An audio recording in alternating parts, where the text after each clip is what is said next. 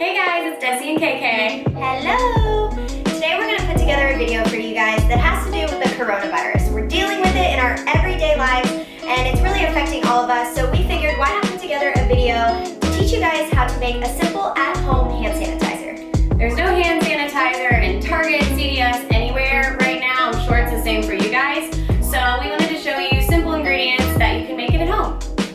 Alright guys, so the first ingredient that you're going to need is 2/3 of a cup of rubbing alcohol, and make sure that it's 99% or more. Next is going to be 1/3 cup of aloe vera.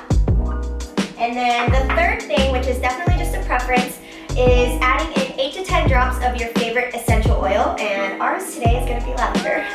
My favorite hand sanitizer from Trader Joe's is lavender scented, so that was the spark of why we did lavender today. And then you need a funnel, you need a mixing bowl, you're going to mix it all together, and then put it in your little bottle. We have a travel size bottle today because we're going to be on the go, so we can take it with us. Yep, and that's all.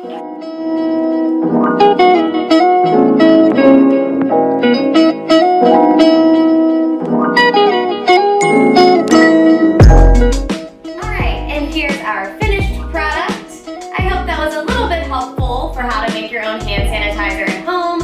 And don't forget, you can make any size you want. I really hope that you enjoyed this video, and if you're trying to stay away from the coronavirus or any type of common cold or flu, just make sure you're constantly washing your hands and being really cautious to try and avoid it. And if you didn't catch our old video of how to stay away from the common cold and flu, make sure to go back and check that out because we give a couple really good tips on how to stay away from that. Alright, don't forget to like, comment, and subscribe. We'll see you guys next time.